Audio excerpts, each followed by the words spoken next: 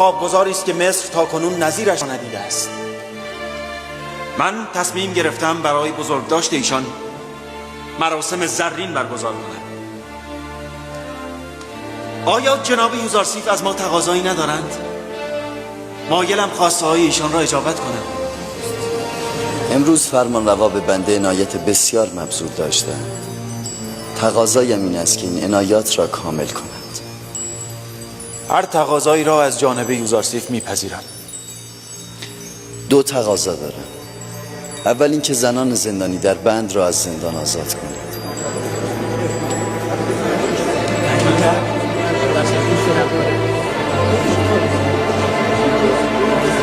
و دوم زندانیان زاویرا را آزاد کنید. من درستی و حسن رفتار آنان را تضمین می‌کنم. ما زنان را به خاطر شما زندانی کردیم.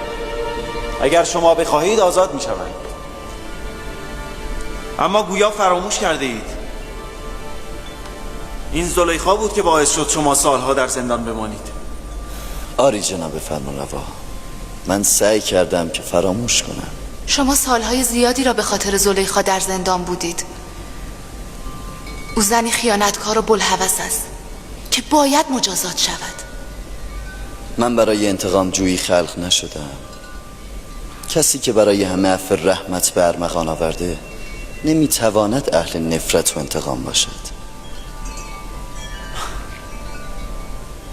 ما گمان می‌کردیم که به سختی از زلیخا و پوتیفار انتقام خواهی گرفت.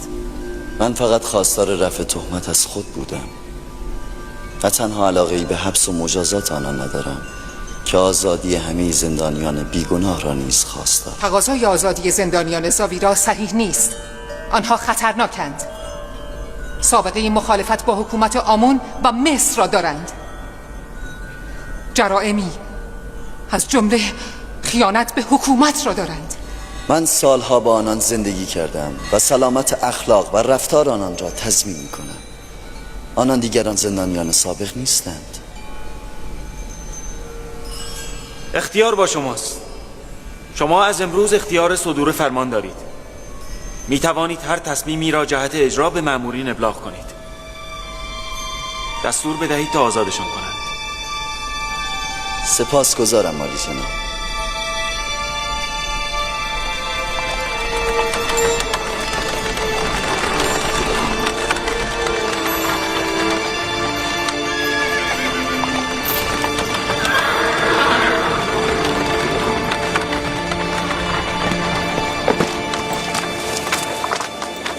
فرمانده خود رو خبر کنید.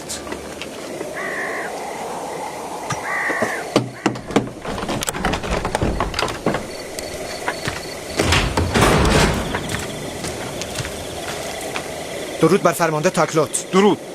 نامه از جناب هورمخوب آوردم. این نامه برای کیست؟ برای جناب کیدامن، آمون نگهدار شما. اطاعت میشم.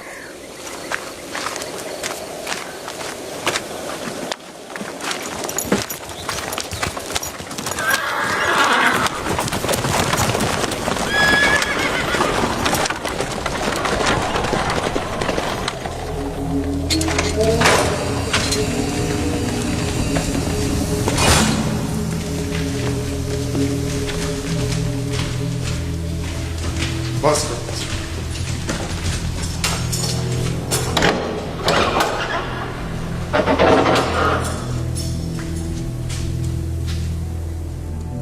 همه گوش کنید، به من توجه کنید.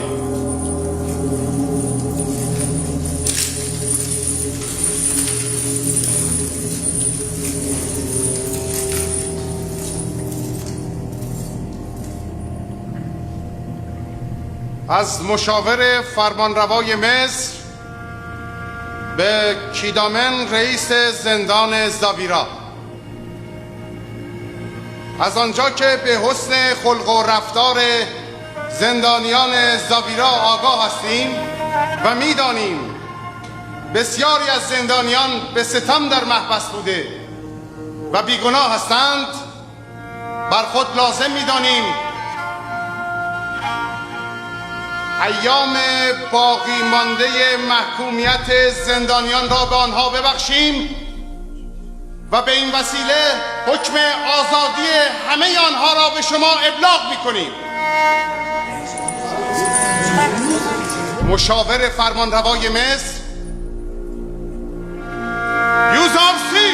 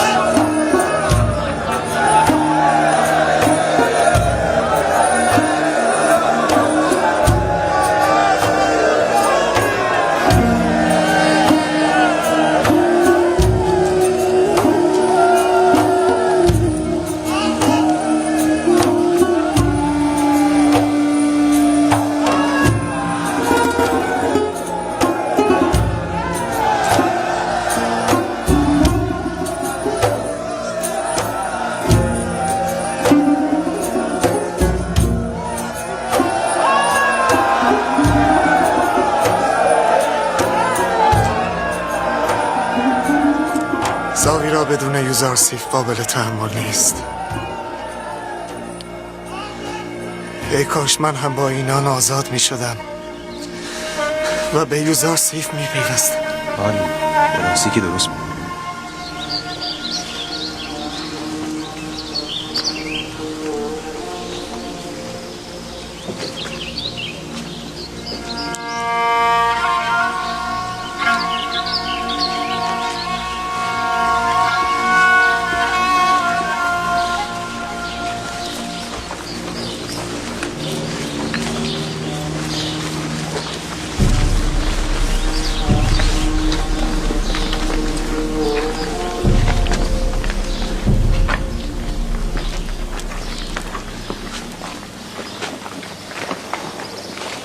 به راستی ما آزادیم؟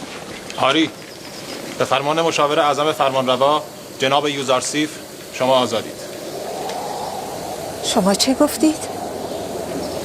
یوزارسیف مشاور اعظم فرمانروا شده؟ آری، همینطور است. شنیدید؟ یوزارسیف مشاور فرمانروا آمنحتب شده است. میدانید این یعنی چه؟ یعنی فرمانروا نیز شیفته او شده است. مگر می شود در کنار یوزارسیف بود و در دام او نبود؟ این تازه آغاز راه است. از این پس جمع کثیر شیفتگان او را خواهید دید.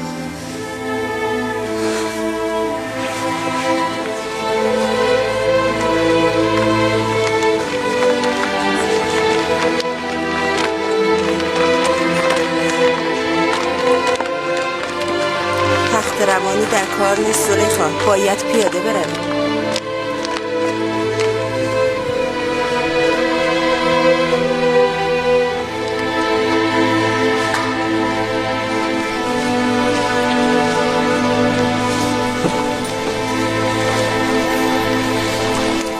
شنیدم که میگفتند کاهنان در برابرش ضعیف و ناتوان شده بودند. او هر چرا تعبیر کند اتفاق بیفتد.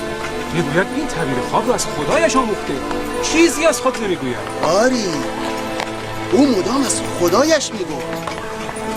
گمان میکنم برای این که بگوید خدایش از آمون قوی تر است. آری.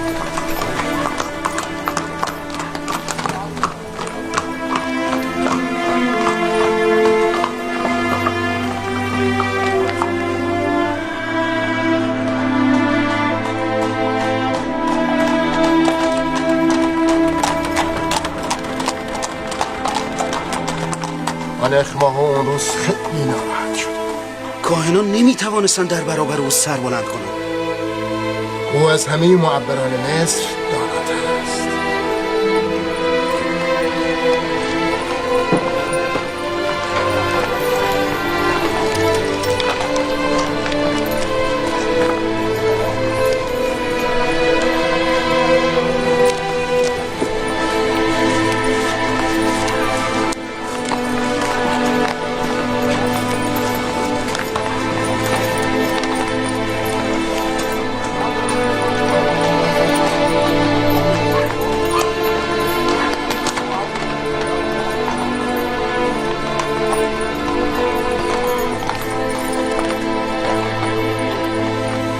او میگفت 7 سال فراوانی و باران و 7 سال قحطی و خشکسالی در پیش است. به نظر باید به فکر آینده بود. از کجا میدانی که قحطی خواهد شد؟ از آنجا که میگویند یوزارسیف در تعبیر خواب خطا نمی کند. از طرفی عاقل به هشدارها بی‌اعتنا نمی شود. اگر یوزارسیف این خواب را تعبیر کرده است بیشک اتفاق خواهد افتاد.